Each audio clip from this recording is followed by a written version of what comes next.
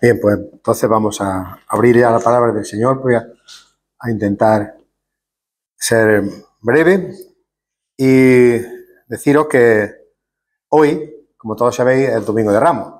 Entonces hoy, pues en muchas iglesias se conmemora la entrada de Jesús en Jerusalén, esa entrada triunfal, que se llama por algunos, pero yo no quiero pararme solamente ahí, aunque la vamos a mencionar, pero quiero que pensemos una cosa en esta mañana, que es la relación del Señor Jesús y las multitudes. Ahora son fiestas multitudinarias, ¿verdad? Ahora son fiestas que sacan a la gente a la calle y mucha gente está pendiente de la meteorología por si el tiempo viene malo, por si tantas cosas como concurren en estos días. Bueno, pues nosotros vamos hoy a leer una porción de las Escrituras en el Evangelio de Juan. En el Evangelio de Juan nos vamos a ir al capítulo 6 del Evangelio de Juan y el versículo 25 en adelante. Nos vamos al Evangelio de Juan, capítulo 6, versículos del 25 en adelante. Y fijaros que dice: y hallándose al otro lado del mar, le dijeron: Rabí, ¿cuándo llegaste acá? Y respondió Jesús y le dijo: de cierto os digo que me buscáis no porque habéis visto las señales, sino porque comisteis el pan y os saciasteis. Trabajad no por la comida que perece, sino por la comida que a vida eterna permanece, la cual el Hijo del Hombre os dará, porque a éste señaló Dios el Padre. Entonces le dijeron a algunos: ¿qué debemos hacer para poner en práctica las obras de Dios? Respondió Jesús y les dijo: esta es la obra de Dios, que creáis en el que me ha enviado, en el que Él ha enviado. Y le dijeron entonces: ¿qué señal, pues, haces tú para que veamos y te creamos? ¿Qué obra haces? Nuestros padres comieron el maná del desierto, como está escrito: pan del cielo les dio de comer. Y Jesús les dijo: de cierto os digo, no os dio Moisés el pan del cielo, mas mi Padre os da el verdadero pan del cielo. Porque el pan de Dios es aquel que desciende del cielo y da vida al mundo. Así que hasta aquí vamos a leer la palabra del Señor. Mirad, cuando hablamos de un personaje bíblico o no de la Biblia, buscamos algunos datos sobre esa persona. Buscamos algunos datos sobre esa persona para que podamos situarnos un poco en la descripción, en las características y, en fin, en algunas cosas que nos puedan ayudar a entender. Pero cuando hablamos de una multitud, ¿quién me describe a mí una multitud? Una multitud de personas. Aquí veis que en el pasaje que he leído, después dice que, o anteriormente en el versículo 22, dice que la gente buscaba a Jesús y había una multitud y todas estas cosas que vemos. Y Jesús al principio del capítulo nos narra la alimentación de los 5.000. Es decir, pedían señales además, pero bueno, hay una multitud de personas. Una multitud. Y la multitud no se puede describir con una sola frase, no se puede describir con un solo aspecto. La multitud es, como decía un hermano, es un monstruo de muchas cabezas.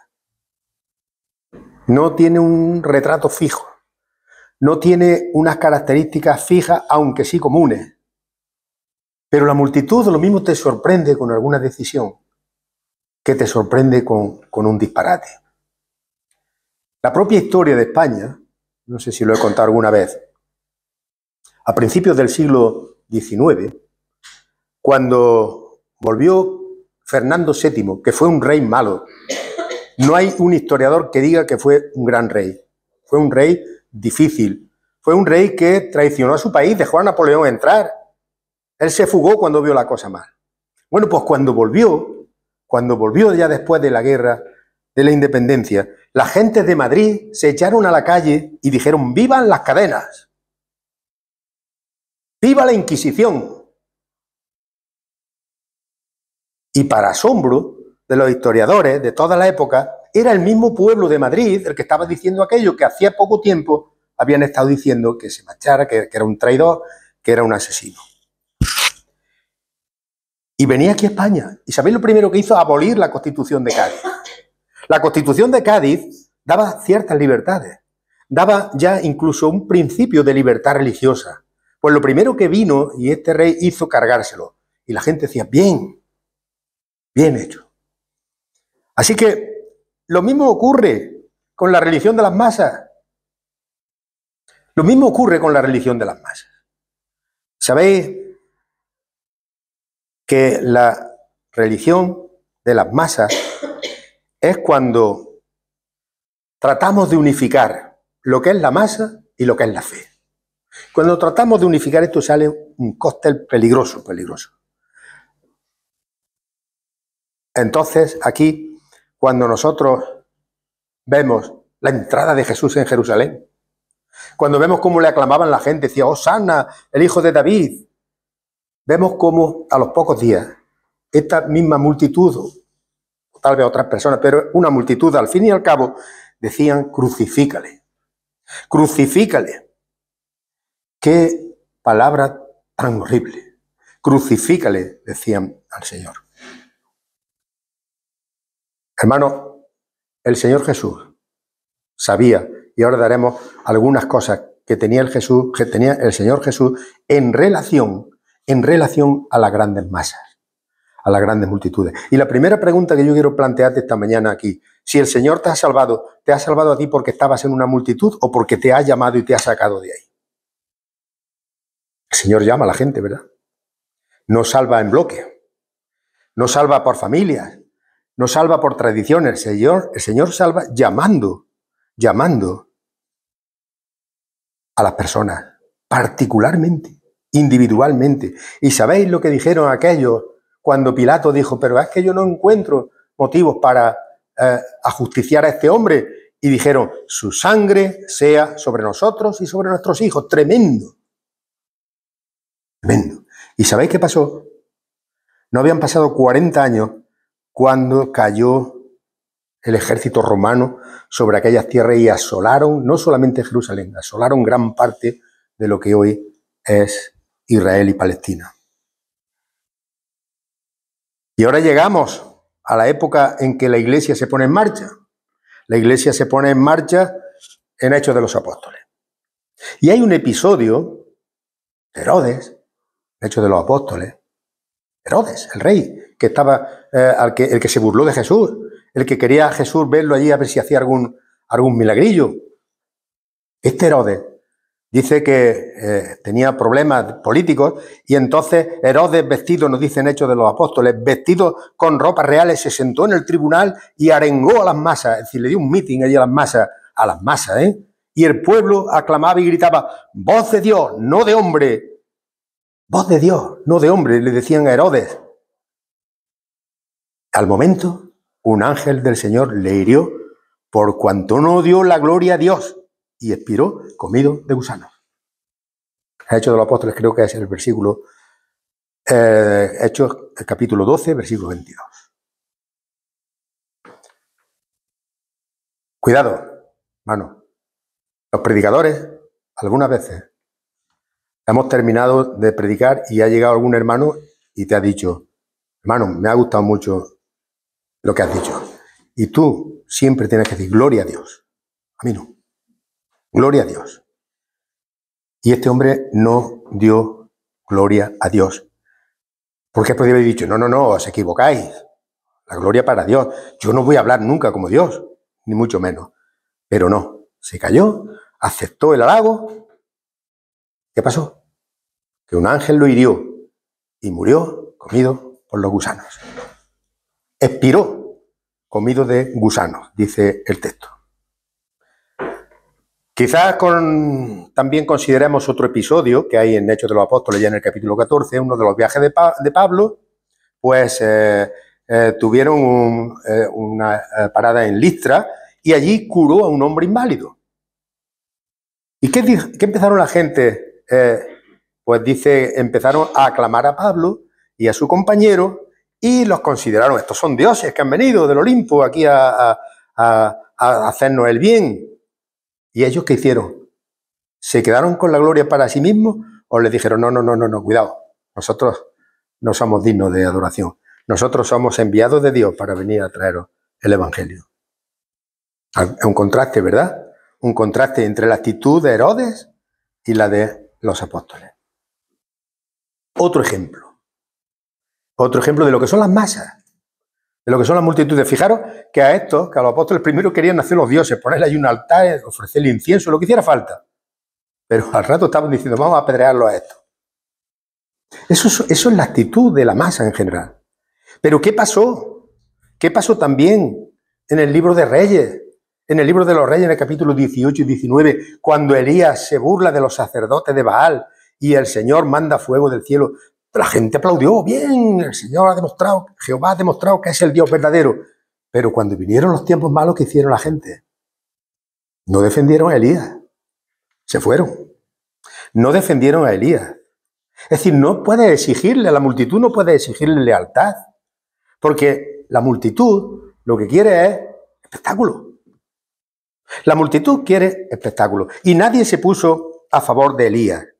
Aquellas masas entusiasmadas que vieron milagros, que vieron cosas, es que no habían visto cosas del Señor Jesús. Es que no habían visto al Señor Jesús multiplicar los panes y los peces y darle de comer a una multitud. Es que no habían visto a Jesús cuando resucitó a Lázaro. Es que no habían visto a Jesús curar a gente. Pero ¿qué dice la masa? Pero esto no es nuevo, hermano. Esto no es nuevo. Ya desde los antiguos gobernantes del Antiguo Testamento y también algunos ya más cercanos a nosotros, pues aclamaban y tenían a las multitudes para que estuvieran contentas siempre para que no se aburrieran. Y todos conocemos el eslogan de Roma para sus ciudadanos, pan y circo. Pan, que no les falte la comida, y circo para que se diviertan, lo pasen bien y ya no piensen en otras cosas. Y nosotros mientras hacemos nuestra labor. Hermano, los líderes mundiales, hoy puede ser uno, que lo ponemos como ídolo, mañana puede ser otro. Hoy puede ser alguno que a lo mejor hasta se llama evangélico. El día siguiente viene uno que es agnóstico. El otro viene uno que es budista. El otro viene otro que... Da igual. Hay líderes religiosos, hay líderes ateos, hay líderes sociales, hay líderes, pero todos son como aquellos que decían, bienvenido el que viene en nombre del Señor, o bendito, y al cabo de unos días decían, crucifícale, porque no te puedes echar cuentas con la multitud. Y vamos a ver qué relación tenía el Señor Jesús con la multitud. ¿Pensáis que el Señor Jesús, cuando entró a Jerusalén, que le tendían los mantos en el suelo, que le aclamaban, pensáis que no conocía los corazones de todos los que vi allí? Claro que sí. Vamos a considerar algunos puntos, hermano. Algunos puntos para no hacernos muy pesados. En primer lugar, vamos a ver el hecho de que Jesús no se fía de las masas. Pero también, en segundo lugar, podemos ver que Jesús se compadece de las multitudes. Y en tercer lugar, vemos cómo Jesús no llama a las multitudes, llama a personas de en medio de la multitud. Y en cuarto lugar, vemos su interés y su esfuerzo por enseñar a las multitudes. Nadie puede negar que Jesús atraía multitudes. Eso nadie lo puede negar. Hoy, precisamente, se conmemora esa entrada a Jerusalén. Él atraía multitudes porque era un líder, porque tenía un carisma, tenía una atracción, tenía una personalidad y tenía unas obras. Y ejercía una atracción indudable, siempre. Pero decimos, y hemos leído en los evangelios, que muchos iban detrás de él porque hacía grandes cosas. Y como dice aquí en el pasaje de Juan que hemos leído, me buscáis porque os he dado de comer. Hay un interés. Y muchos cuando entró Jesús en Jerusalén pudieron creer, pero él no se fiaba. En Juan 6, una multitud iba detrás de él y querían hacerle rey. Y el Señor Jesús no quiso. Así que él no tenía ansia de poder aquí, porque su reino no era de este mundo. Y él estaba siempre hablando de las parábolas del reino y su realeza espiritual. Y lo dejó, estas cosas, lo dejaba siempre para hablar con sus discípulos. Porque la multitud quiere eslogan. Fijaros en todas las campañas. Cada partido tiene un eslogan. American first, América primero, dicen algunos. Otros, yes, you can, sí, tú puedes. Otros dicen, ahora es el momento. Otros dicen, ahora sí.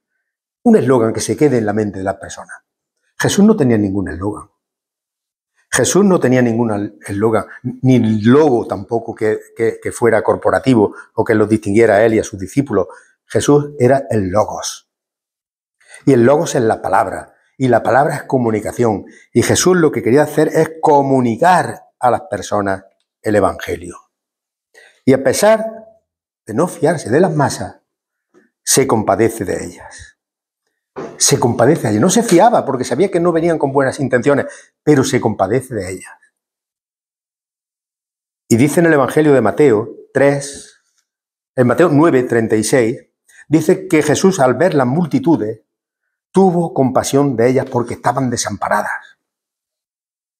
Hermanos, fijaros que el Señor Jesús no le dio miedo a la multitud, pero le dio pena porque vio que estaban desamparadas. Y es decir, cuando vemos nosotros todas esas masas de personas haciendo cosas que Dios no quiere, nos da pena porque están desamparadas, están como sin nadie que les diga la verdad.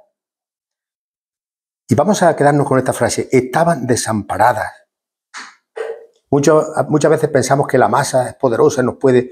No, la masa, cuando la divides en personas, en individuos, vemos el problema que tiene cada uno. Y al Señor Jesús le producía compasión. Y vemos cuando Jesús ante Jerusalén dice, Jerusalén, Jerusalén, que matas a los profetas y apedreas a los que te son enviados. ¿Cuántas veces quise juntar tus hijos como la gallina junta a sus polluelos debajo de sus alas y no quisiste? Eso se lo estaba diciendo a la ciudad en general. A la ciudad en general. Ahora, hay aquí también algunos ejemplos, cuando el Señor llama a personas de esa multitud. El Señor quiere sacar de esa masa a un individuo concreto. ¿Acordáis? La mujer aquella que entre medio de la multitud clamó y se dirigió a Jesús. Y Jesús dijo, ¿quién ha tocado mi vestidura?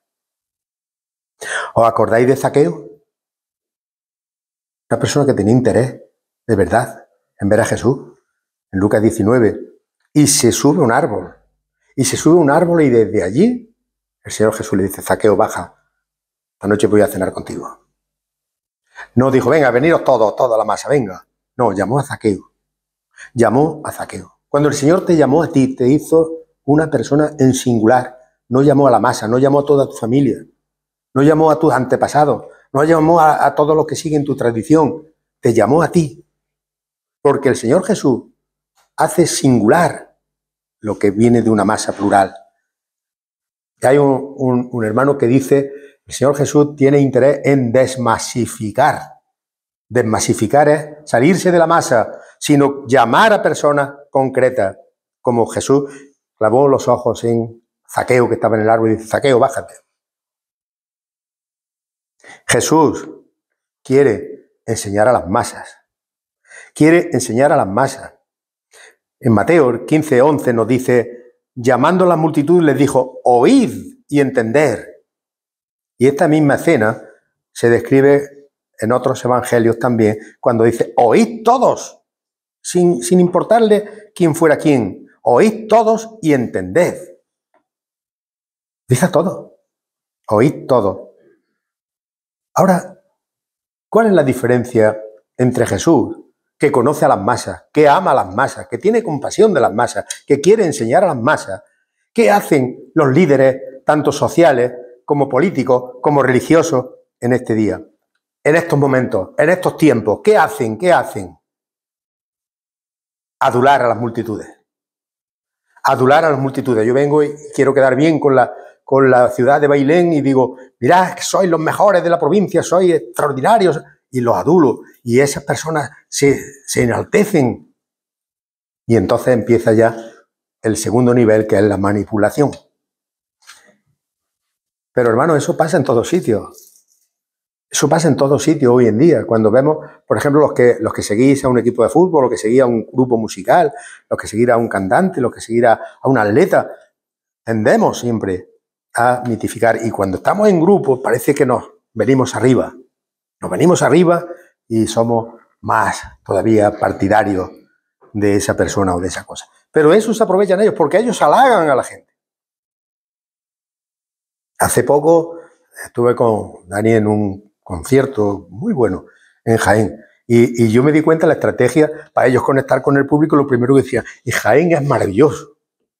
Y es verdad, yo no digo que no, pero eso es una forma de conectar con la audiencia y poder ya ellos sentirse mejor, y allí únicamente ofrecieron música. Pero ¿y si ofrecen otro mensaje? Pues la audiencia se lo traga. Porque hay trucos y hay cosas. Y ahí entra el marketing, entra la psicología, entra la sociología, etcétera, etcétera, etcétera. Ahora tú coges, creo que esto lo he dicho en alguna ocasión, el Sermón del Monte. Y tú le dices, yo quiero presentar un partido político, pero nos vamos a regir por las reglas del Sermón del Monte. Y te dicen, tú estás loco. Bienaventurados los pobres, bienaventurados los que lloran. ¿Pero esto qué es? ¿Esto quién te va a votar así? Porque ese discurso del Señor Jesús en el Sermón del Monte es un discurso que invita a reflexionar, que invita a pensar, que invita a plantearnos una revisión de todas las cosas a las que le damos valor, y nos da la pista para un replanteamiento. Los principios generales. No es halagador, no nos dice qué guapo soy, qué bonito soy, sino dice, bienaventurado aquel que hace esto y esto y esto. Bienaventurado aquel que... No te dice, sois todos maravillosos. Esta ciudad es lo que no se puede explicar.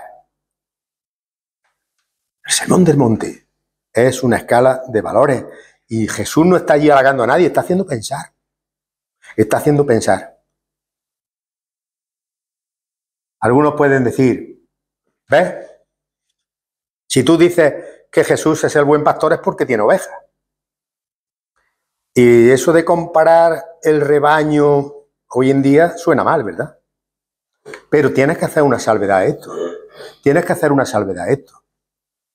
Porque Jesús, al contrario de otros líderes que llevan a la gente en masa detrás, dice, yo conozco a mis ovejas y mis ovejas me conocen a mí una a una. Y hay una relación personal. Y hay no una relación de pastor y rebaño, sino una relación personal. Y cuando dice que Él va a llevarnos con Él, no nos dice que nos va a meter en un establo grandísimo a todos juntos. No. Dice que en la casa de mi Padre muchas moradas hay. Así que el Señor es nuestro pastor, pero no un pastor al estilo como la gente piensa.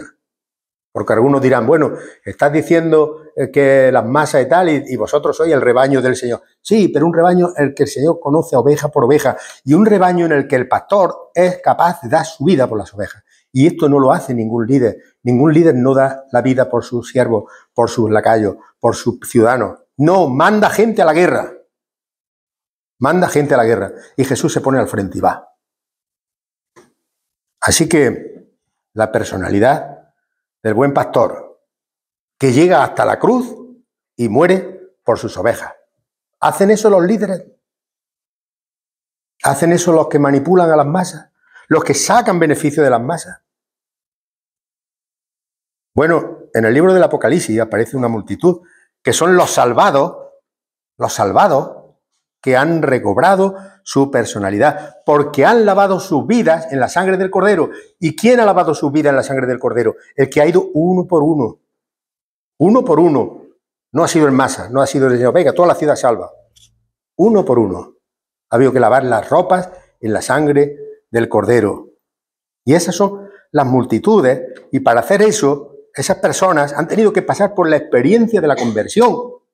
Por la experiencia de la conversión, lo cual significa que han asumido una nueva personalidad por encima de la masa, por encima de la multitud. Ya son conocidos y escritos con sus nombres en el libro de Dios.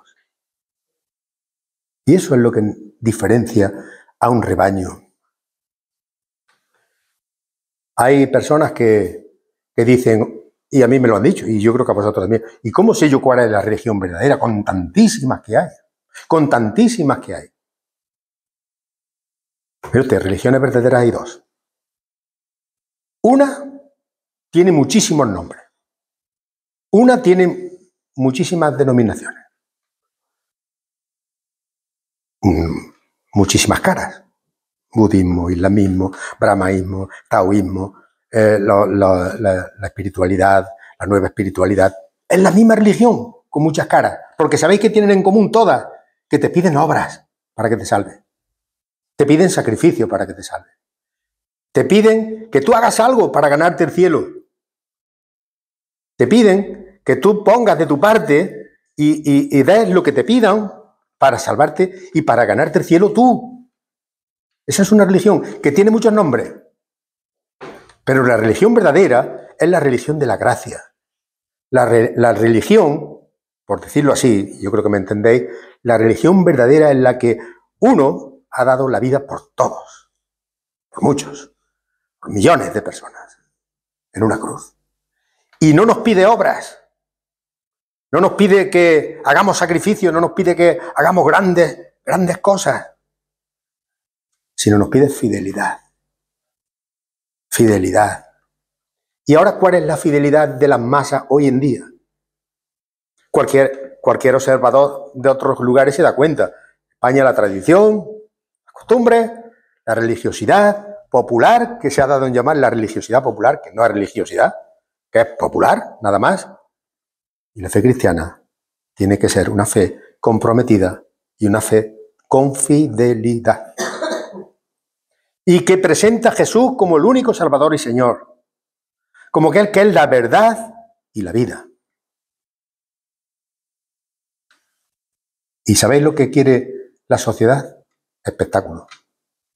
No hace mucho tiempo una persona, a lo mejor con buena intención, me decía, oye, sería bueno que yo tengo un conocido que es testigo de Jehová, yo tengo otro conocido que es católico, que está estudiando para sacerdote, yo tengo otro conocido, sería bueno que juntarais y hablarais.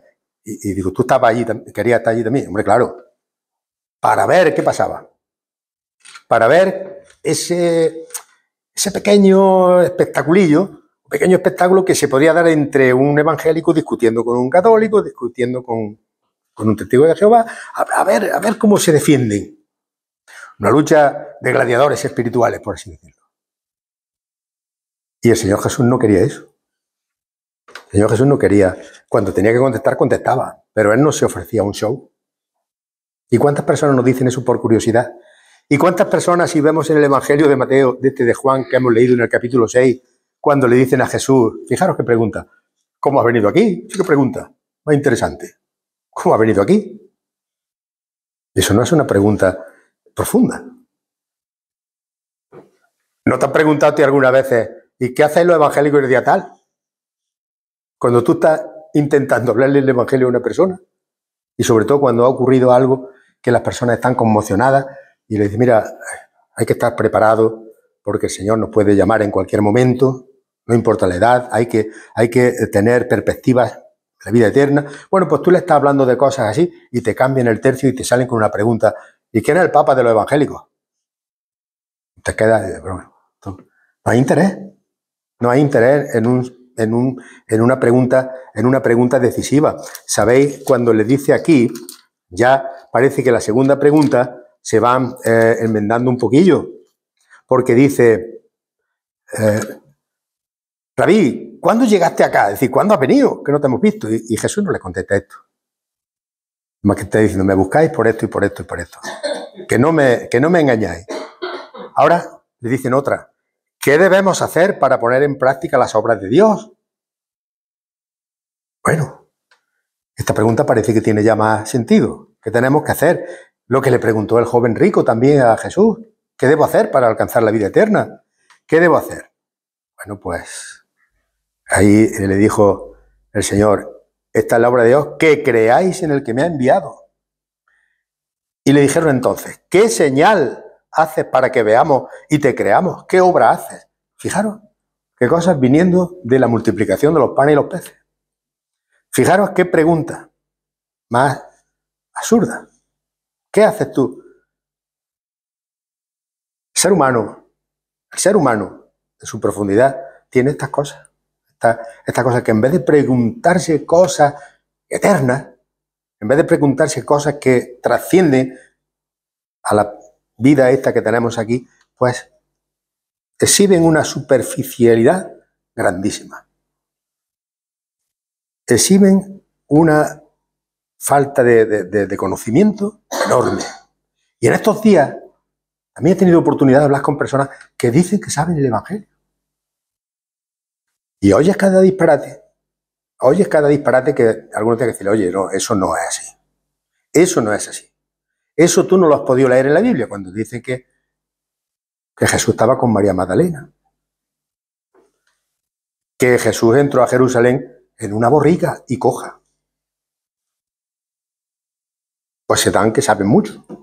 Se dan que saben mucho de las cosas. Y esto, lo que el Señor se daba cuenta, que ellos querían un rey. Que ellos querían un rey que les diera primero de comer, que los sanara de enfermedades y que en Jerusalén pues fundara un imperio como era el Imperio Romano entonces. Esas eran las aspiraciones profundas de los que salieron a Jesús a aclamarlo como rey. Y dirían personas, y hombre Jesús, que hemos venido a recibirte, que fíjate lo que hemos hecho, que hemos dejado nuestras familias para venir aquí a recibirte.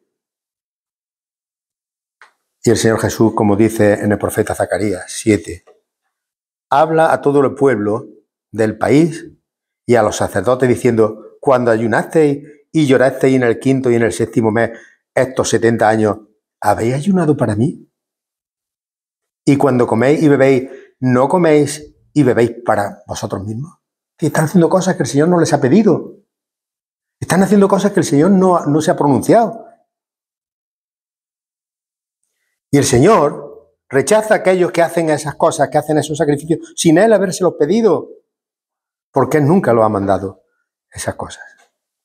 Así que, ¿qué pide Dios? Dice el profeta Miqueas. Hay una cosa importante que pide Dios, y ya voy terminando. Pide justicia, andar y amar misericordia y humillarse delante de Él. Este es el Evangelio. ¿Quién anda en justicia? Ninguno. Dice la palabra de Dios, no hay justo ni aún uno. ¿A qué se refiere? Que tenemos que buscar la justicia de Dios. La justicia de Dios. Porque el hombre está y la mujer en un estado, a causa del pecado, que nosotros no podemos salvarnos a nosotros mismos, por muchos sacrificios que hagamos. Y el Evangelio nos dice que Dios ya lo ha hecho por nosotros. Andar en justicia, cuando somos justificados delante de Dios. Amar misericordias. ¿Qué más misericordia que el Señor tiene con nosotros cada día? Y humillarse delante de Él. No decir yo voy al cielo por mis méritos, sino Señor, decirle Señor, yo voy al cielo porque tú me has salvado. Porque tú lo has hecho todo en la cruz del Calvario. Y a pesar de todo eso, fijaros en la bondad de nuestro Señor Jesucristo, que se esfuerza para explicar a las multitudes que se salgan de ahí, de esas masas, y que se conviertan en personas. Y dice aquí en este pasaje del Evangelio, la obra de Dios es que creáis en el que me ha enviado. Pero siguen con sus planteamientos religiosos. Darnos señales que nosotros podamos entender. Y ya Jesús tiene que decirle más abajo, yo soy el pan de vida, no el que odió Moisés, que ese perecía al día siguiente. Yo soy el pan de vida. El que a mí viene nunca tendrá hambre, y el que en mí cree no tendrá sed jamás. Así que llegamos aquí a la conclusión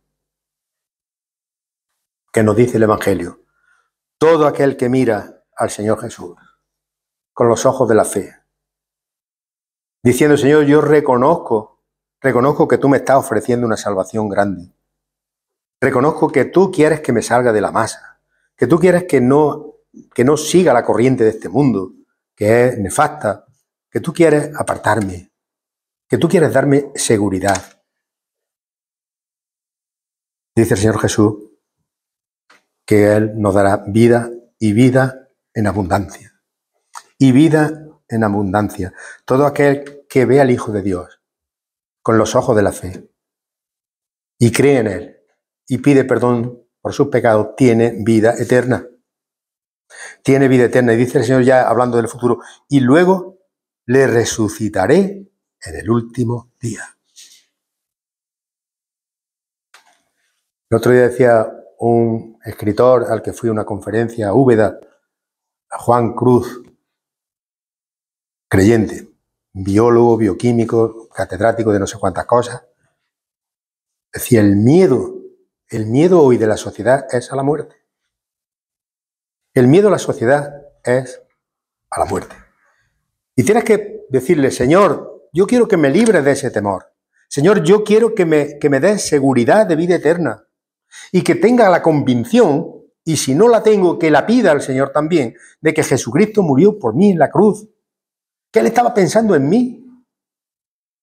Aunque nos parezca esto una exageración o una hipérbole, Él estaba pensando en mí. Y cuando yo me presento delante del Señor y le confieso mis pecados, dice, Señor, conviérteme y seré convertido. Porque yo no puedo hacerlo, pero tú puedes hacerlo. Y a muchas personas les cuesta trabajo la conversión. Dicen, es que no entiendo, es que no me explico. Señor, no puedo. Hazlo tú. Y Él lo va a hacer. Así que hay que abrir nuestro corazón, hermanos. También para los creyentes. Abrir nuestro corazón. Entregarnos a Él. Para hacer un borrón y cuenta nueva e iniciar una nueva vida. Y ser libres. Ser libres de los temores, de la incertidumbre, de la inseguridad, del ruido. Ser libres como hijos de Dios. Como hijos de Dios que nos mantenemos fieles y leales a su palabra. Y las cosas que no entendemos, porque muchas cosas no entendemos, decirle, Señor, ayúdame a entender. Que tu Espíritu Santo me guíe para entender cosas que no entiendo. Hermanos, que el Señor bendiga su palabra en esta mañana. Amén.